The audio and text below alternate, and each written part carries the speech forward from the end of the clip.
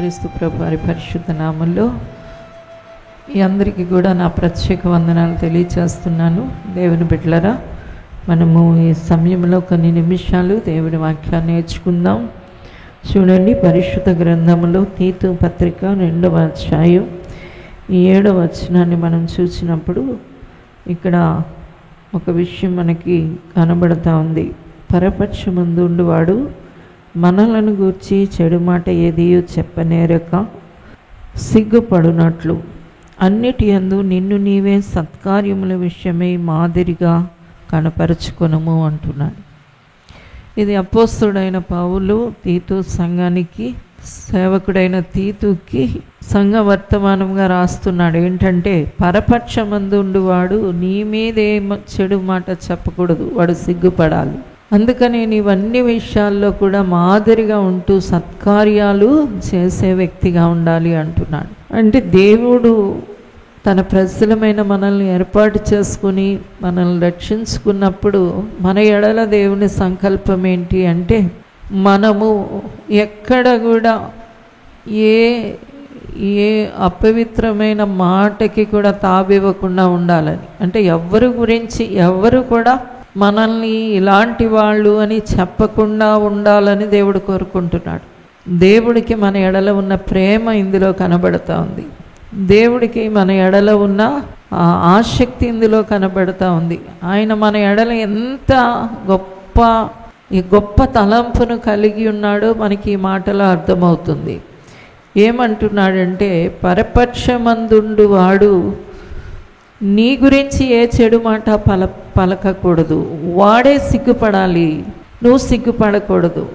వాడు సిగ్గుపడాలి కానీ నువ్వు సిగ్గుపడడానికి వీల్లేదు. ఇది దేవుడు తన పిల్లల ఎడల కలిగి ఉన్న ముఖ్య ఉద్దేశమై ఉంది. దేవునికి స్తోత్రం. ఎందుకంటే దేవుని బిడ్డలారా, మన దేవుడు మనల్ని తన విలువైన రక్తం చేత కొనుక్కుని కడుక్కున్నాడు. దేవుడు తన ప్రాణాన్నే మన కోసం ధారపోసి మనల్ని తన కొరకు సంపాదించుకున్నాడు. ఇప్పుడు ఆయన పిల్లలమైన మనం ఒక ఘనమైన రీతిలో ఉండాలని దేవుడు కోరుకుంటున్నాడు. అందుకని ఇంతకుముందు మీరు శాపస్పదమైన నిన్ను మిమ్మల్ని ఆశీర్వాదాస్పదంగా మార్చేస్తాను అంటున్నాడు. అంతేకాదు, క్రీస్తులోనికి వచ్చిన మీరందరూ నూతన సృష్టి, పాతదంతా ఏమైపోయింది అంటున్నాడంటే గతించిపోయింది అంటున్నాడు. తరువాత నీవు ఘనుడుగా ఉండాలి, నీవు ఘనమైన వ్యక్తిగా ఉండాలని నీ నిందని, తిరస్కారాన్ని, అవమానాన్ని నేను శిబిరం వెలుపట భరించాను అంటున్నాడు దేవుడు. నీ స్వస్థత కోసమే నేను గాయాలు పొందాను అంటున్నాడు. మన నీతి కోసం ఆయన రక్తాన్ని కార్చాడు. ఇలాగా దేవుడు మన కొరకు ఇన్ని శ్రమలు, ఇన్ని బాధలు పడడానికి కారణం ఏంటంటే, కేవలం ఆయన పిల్లలమైన మనము నీతిగా ఉండాలి, మనం పరిశుద్ధంగా ఉండాలి, మనం మంచిగా ఉండాలి, మనము ధనవంతులు అవ్వాలని ఆయన దరిద్రుడయ్యాను అంటున్నాడు. మిమ్మల్ని నేను ధనవంతులుగా చేయాలని మీకోసం నేనేమయ్యాను, దరిద్రుడినయ్యాను అంటున్నాడు. ఇలాగా మనము అన్నిటినీ చూసినప్పుడు దేవుడు ఇంతగా ఈ భూమి మీదకి వచ్చి నలిగిపోవడానికి, ఆయన ఈ సర్వ సృష్టికర్త, విశ్వపరిపాలకుడు మట్టిగా మనిషిగా మారడానికి, ఆయన ఇంత దాసుడిగా తగ్గించుకోవడానికి, ఇంత రిక్తుడిగా మారిపోవడానికి, ఇన్ని బాధలు, వేదన, హింసలు పొందడానికి కారణం ఎవరు అంటున్నాడంటే మనమే. దేవునికి స్తోత్రం. మీరు బాగుండాలి, మీరు మోక్షంలో ఉండాలి, మీరు పరిశుద్ధంగా ఉండాలి, మీరు నీతిగా ఉండాలి, మీరు గొప్పగా ఉండాలి, మీరు ధనవంతులుగా ఉండాలి. ఇది దేవుడి యొక్క కోరిక ఉంది. దేవునికి స్తోత్రం. అందుకనే అంటున్నాడు, నేను దెబ్బలు పొంది మీకేమిచ్చాను అంటే స్వస్థతనిచ్చాను అంటున్నాడు. నేను దెబ్బలు పొంది మీకు స్వస్థతనిచ్చాను. ఇలాగ దేవుడు మన కొరకు నలగగొట్టుకోబడడంలో ఉన్న ఉద్దేశం ఏంటి అంటే, దేవుడు మనల్ని బాగు చేయాలనుకున్నాడు. దేవునికి స్తోత్రం. మనల్ని గొప్ప చేయాలనుకున్నాడు, మనల్ని మంచి స్థితిలో పెట్టాలి అనుకున్నాడు. స్వస్థత అనేది పరమునికి చెందిందా, భూమికి చెందిందా?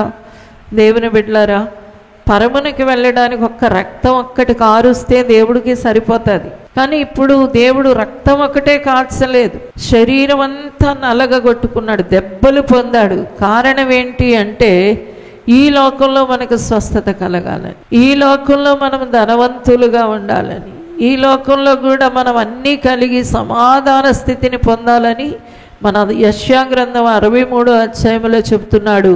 మీ సమాధానార్థమైన శిక్షను నేను భరించాను అంటున్నాడు. అంటే ఈ లోకంలో మనం ఎలా ఉండాలని దేవుడు కోరుకుంటున్నాడు? సమాధానంగా ఉండాలి అనుకుంటున్నాడు. ప్రయాసపడి భారం మోస్తున్న సమస్త జనులారా నా యొద్దకు రండి, నేను మీకు ఏమిస్తాను అంటున్నాడు? మీకు విశ్రాంతినిస్తాను అంటున్నాడు. అందుకని యేసుక్రీస్తు ప్రభు ఈ భూమి మీదకి వస్తారు అనగా కొన్ని వేల సంవత్సరాల క్రితం యెషయా ప్రవచిస్తూ ఈ మాట అంటున్నాడు.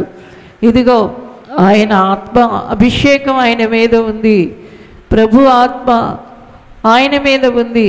ఆయన మనకి ఏం చేయబోతున్నాడు అంటే ఆయన దుఃఖితులకు ఓదార్పునివ్వబోతున్నాడు అంటున్నాడు. బూడిదకు ప్రతిగా పూదండేస్తాడు అంటున్నాడు. నువ్వు నిజమే బూడిదలో కూర్చునే వ్యక్తివే, కానీ దేవుడు నీకు గౌరవాన్ని ఇస్తాడు. ఇప్పటి వరకు నువ్వు దుఃఖపడిన వ్యక్తివే, ఇక నుండి ఆయన నీకేమి ఇవ్వబోతున్నాడు?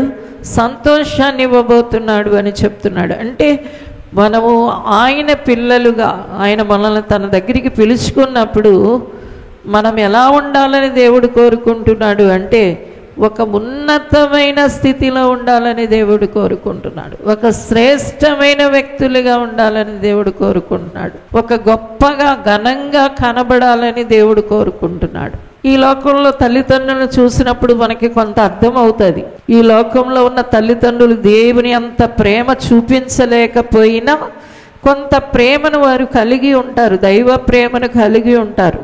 అందుకనే దేవుడు తనను గురించి నిర్గమకాండం 20వ అధ్యాయంలో తన గురించి దేవుడు 5 ఆజ్ఞలు ఇచ్చిన తరువాత 6వ ఆజ్ఞగా ఏమంటున్నాడంటే నీ తల్లిదండ్రుల్ని భూమి మీద నువ్వు దీర్ఘాయుష్మంతుడవడానికి నీ తల్లిదండ్రుల్ని ఏం చేయాలంటున్నాడు? సన్మానించు అంటున్నాడు. ఎందుకంటే కొంతవరకు తల్లిదండ్రులు దేవుని యొక్క కొంచెం ప్రేమని వాళ్ళు తీసుకున్న వాళ్ళు అవుతారు. కాబట్టి వాళ్ళు తన బిడ్డల ఎడల ఏ సంకల్పాన్ని కలిగి ఉంటారంటే వాళ్ళు శ్రేష్టంగా ఉండాలనుకుంటారు. చూడండి, జంతువులలో కూడా మనం అలాంటి క్రియను మనం చూడగలుగుతాం. ఒక కుక్క తన పిల్లల్ని ఎంత సాకుతుందో, ఒక కోడి తన పిల్లల్ని ఎంతగా భద్రపరుచుకుంటుందో, ఒక గ్రద్ద తన పిల్లల్ని ఇలా రెక్కల మీద పట్టి నడిపిస్తుంది. ఇలా మనం చూసినప్పుడు అన్నీ కూడా మనకి ఎలా కనబడతాయంటే ఆ బిడ్డల ఎడల తల్లిగా ఆ పక్షి లేకపోతే ఆ జంతువు చూపే ప్రేమ కనబడుతుంది. అలాగే మనుషులు కూడా తల్లిదండ్రులు అనబడిన వారికి ఒక ప్రత్యేకమైన ప్రేమ ఉంటుంది. దేవుని అంత ప్రేమించలేకపోయినా కొంతవారు ప్రేమించగలుగుతారు.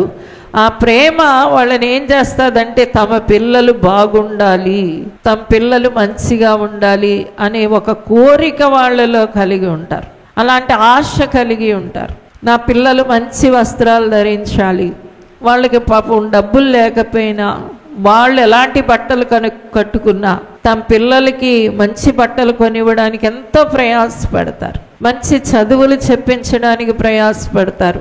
ఎలాంటి పరిస్థితిలో ఉన్నా తను ఒక రిక్షా తొక్కుకునేవాడైనా తన కొడుకు కూతురు డాక్టర్ అవ్వాలని కోరుకుంటారు. ఇదంతా ఎవరి ప్రేమ అంటే దేవుని ప్రేమలో కొంత కలిగిన తల్లిదండ్రుల ప్రేమ అయితే దేవాది దేవుడికి ఇంకెంత ప్రేమ ఉంటుందో చూడండి. అందుకనే దేవుడు మన కోసం తన సర్వస్వాన్ని ధారపోసాడు. అందుకనే ఇక్కడ చెప్తున్నాడు తీతు పత్రికలో, పరపక్షమందు ఉండేవాడు సిగ్గుపడి నిన్ను చూసి పారిపోవాలి కానీ నీ మీద వాడు ఏ చెడు మాట కూడా చెప్పకూడదు, ఏ నింద మోపకూడదు. అలాంటిది ఆమె ఇలాంటిది అని అక్కడ ఎవ్వరు కూడా నిన్ను అగౌరవపరచకూడదు, నీకెక్కడా కూడా నీ మీద ఏ నేరం మోపకూడదు. కాబట్టి నీవు మాదిరిగా ఉండు అని కోరుకుంటున్నాడు. దేవుడికి స్తోత్రం, హల్లెలూయా. అంటే దేవుడు మనల్ని గొప్పగా ఘనంగా విశేషంగా చూడాలనుకుంటున్నాడు. కాబట్టి మనల్ని మీరు జాగ్రత్తగా ఉండండి, మంచి విషయాలలో మాదిరికరంగా ఉండండి అని తెలియజేస్తున్నాడు దేవుని బిడ్డలారా.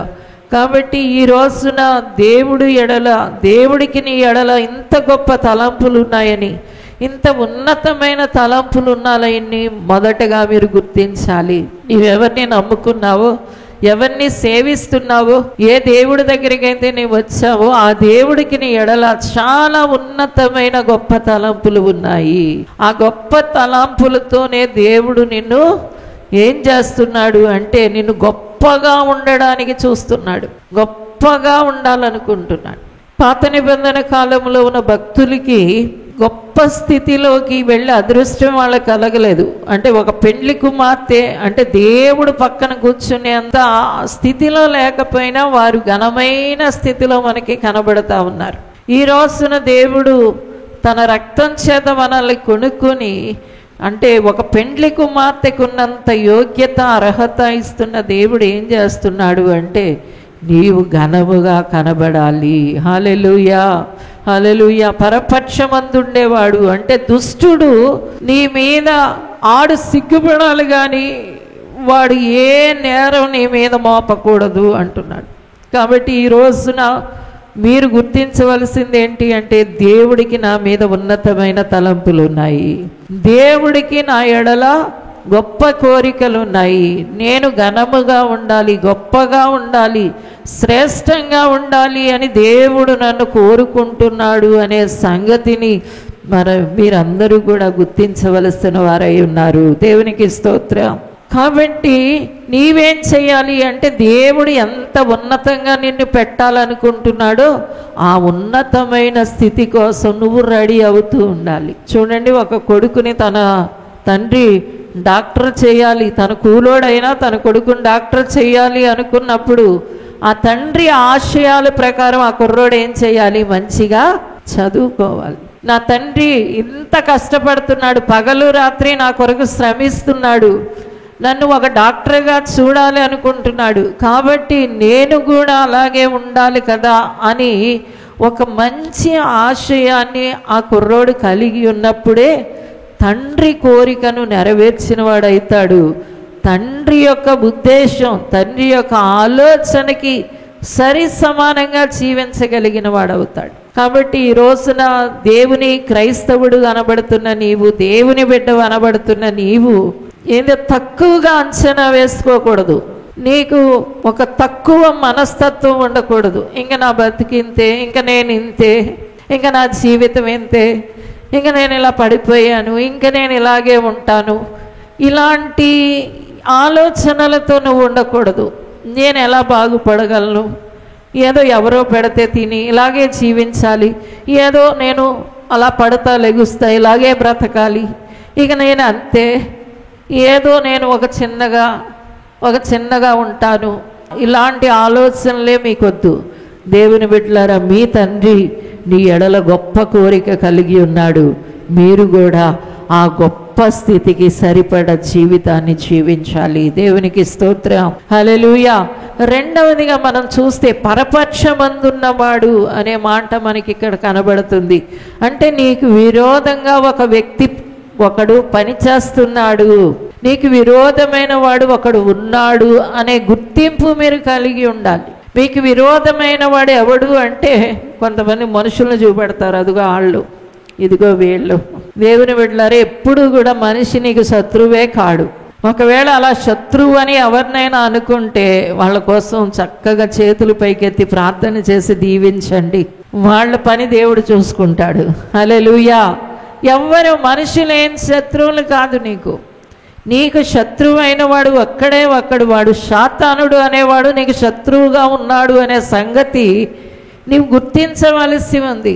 చాలామంది వాడిని పూర్తిగా మర్చిపోయి జీవిస్తారు.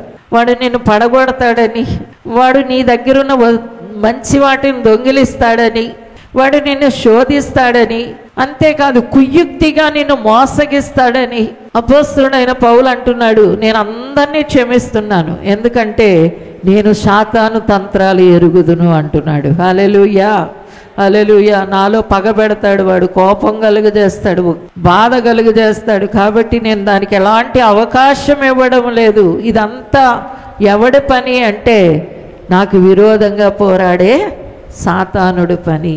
కాబట్టి ఈ రోజున ప్రతి వాళ్ళు నీకు విరోధంగా సాతాను పని చేస్తున్నాడని, నిన్ను దేవుడితో కలిసి ఉండకుండా, నువ్వు దేవుడి చిత్తంలో నడవకుండా, నువ్వు దేవుణ్ణి మహిమపరచకుండా, దేవుడి యొక్క ఆశీర్వాదాలన్నీ కూడా నువ్వు పొందకుండా ఆ ఆశీర్వాదాలు దొంగిలించడానికి ఒకడు ప్రయత్నిస్తున్నాడనే సంగతిని ఎప్పుడు కూడా మీరు మర్చిపోకూడదు.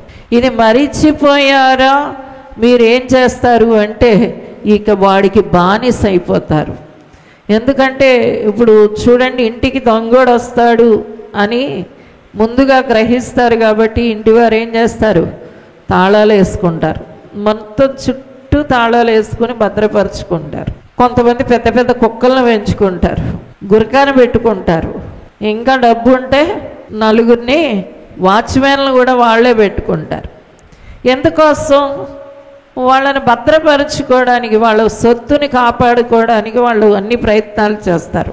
ఇప్పుడు నీలో ఒక సొత్తు ఉందని, దేవుడి యొక్క ఐశ్వర్యం నీలో ఉందని నీవు గుర్తించి, సాతాను దొంగలాగా నీ దగ్గరికి వస్తాడు అని గుర్తించి నువ్వేం చేయాలి, నిన్ను నీవు కాపాడుకోవాలి, భద్రపరుచుకోవాలి. కొందరు ఈ భద్రత అనేది కొంతమందికి ఉండదు. వాళ్ళు ఏం చేస్తారు అంటే ఇక అన్యుల్లాగా ఎటు పెడితే అటు, వాళ్ళకి ఇచ్చినవన్నీ కూడా దేవుడు ఇస్తున్నదంతా కూడా పారేసుకున్న స్థితిలో ఉంటారు. సంవత్సరాల తరబడి దేవుడు అభిషేకిస్తూ ఉంటే లోపల అభిషేకం పొందుకుంటారు, బయటికి వెళ్ళి వదిలేస్తారు. లోపల దేవుని మాటలు వింటారు, బయటికి వెళ్ళి అంతే పక్షులు వచ్చి ఎత్తుకుని పోతాయి. మళ్ళీ ఖాళీ హృదయమే. ఒక చిన్న మొక్క కూడా వాళ్ళ హృదయంలో ఉండదు, ఒక చిన్న విత్తనం కూడా వాళ్ళలో నాటపడదు.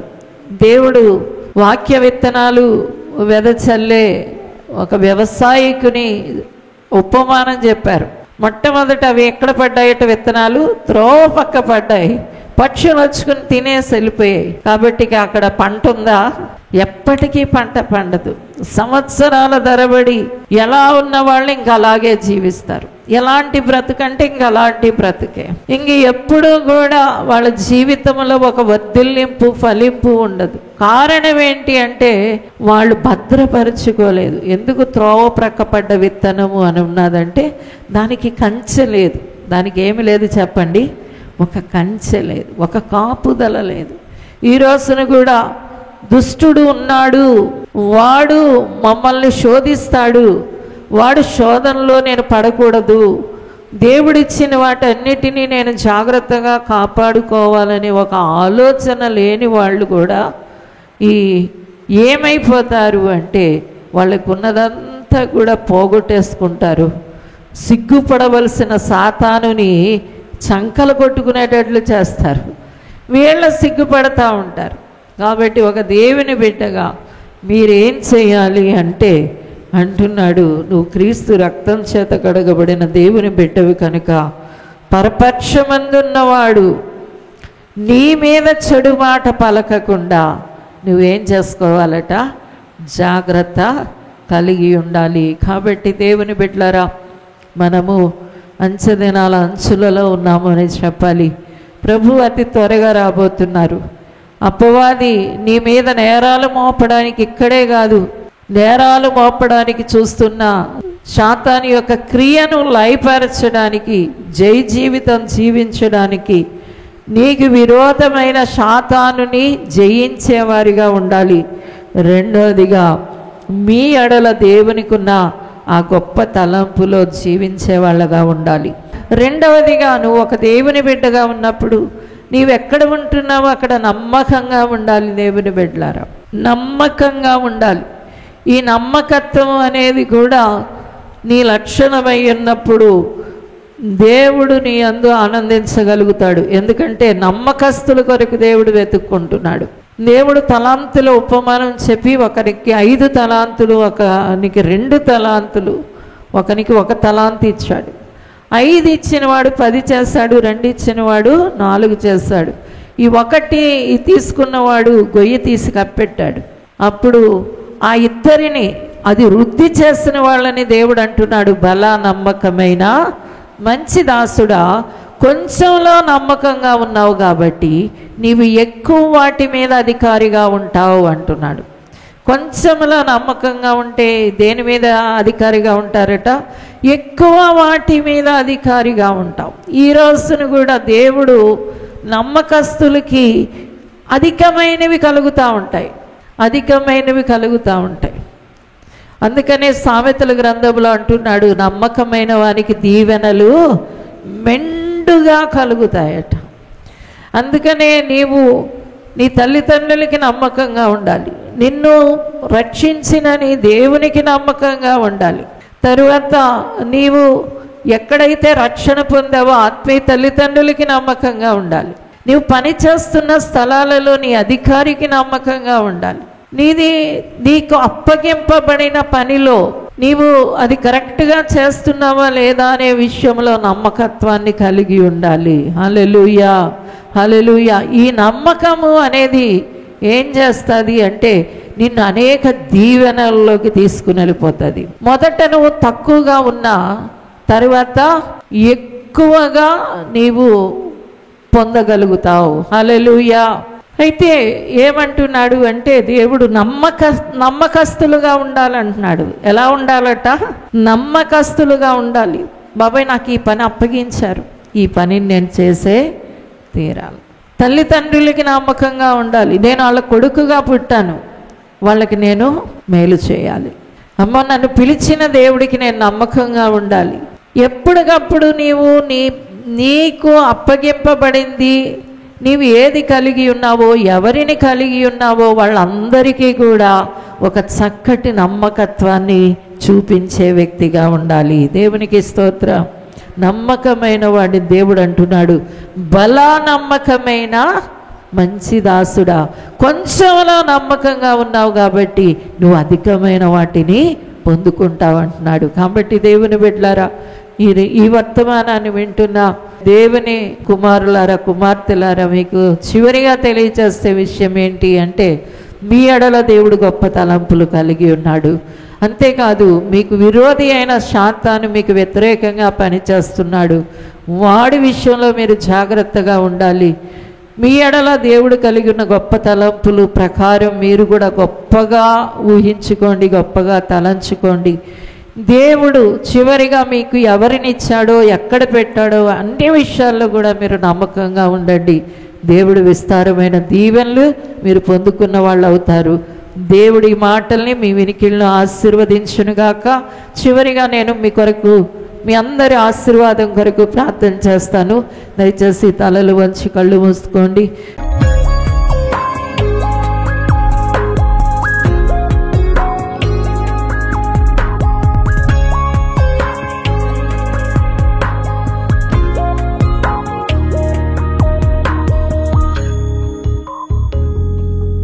పరిశుద్ధమైన తండ్రి, కృపగల దేవా, యేసు నామములో నీ బిడ్డలను ఆశీర్వదిస్తున్నాను.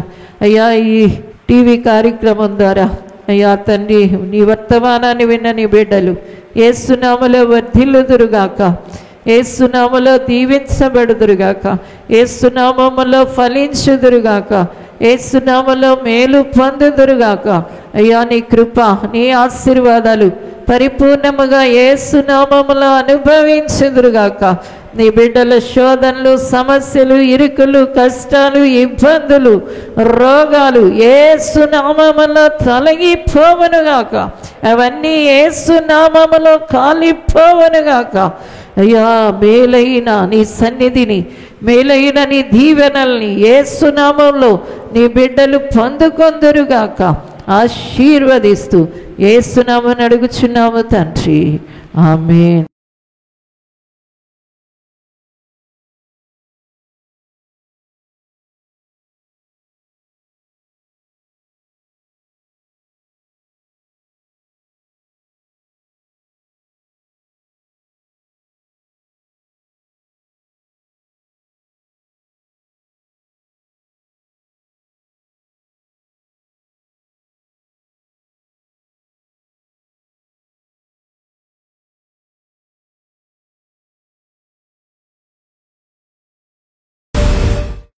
ముంబైలో దహించు అగ్ని ఆత్మీయ ఉజ్జీవ సభలు అక్టోబర్ 22, 23 తేదీలలో ప్రతిరోజు సాయంత్రం 6 గంటల నుండి ప్రారంభించబడును. ముఖ్య ప్రసంగికులు డాక్టర్ థామస్ గారు, దహించు అగ్ని మినిస్ట్రీస్, రాజమహేంద్రవరం. ఈ కూడికలో సిస్టర్ కరిష్మా గారు బలమైన ఆరాధనలో నడిపించెదరు. స్థలం morning star school, Sai Dharavi, Mumbai. మరిన్ని వివరాలకు 9323722280 8425092086. రాజమహేంద్రవరంలో దహించు అగ్ని సేవకుల కూడిక అక్టోబర్ 28వ తేదీన ఉదయం 10 గంటల నుండి ప్రారంభించబడును.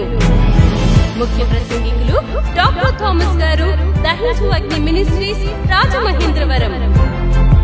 స్థలం దహించు అగ్ని ఆడిటోరియం, నటరాజ్ థియేటర్, రాజమహేంద్రవరం.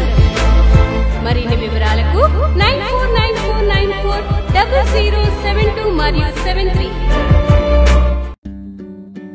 ఇది కుటుంబ ఆశీర్వాద కూడిక. ఇక్కడ మేము మా కుటుంబాలను కట్టుకున్నాం. మరి మీరు? అయితే ప్రతి శుక్రవారం రాజమహేంద్రవరంలో జరిగే ఈ కుటుంబ ఆశీర్వాద కూడికలో పాల్గొనండి.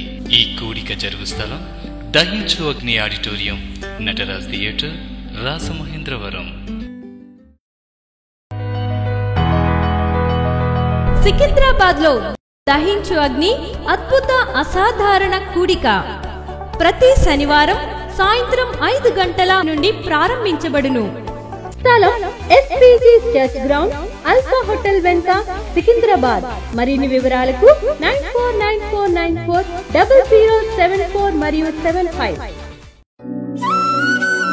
రాజమహేంద్రవరంలో దహించు అగ్ని అభిషేక ఆదివారపు ఆరాధన ఇప్పుడు ప్రతి ఆదివారం ఉదయం 9:30 నుండి ప్రారంభించబడును.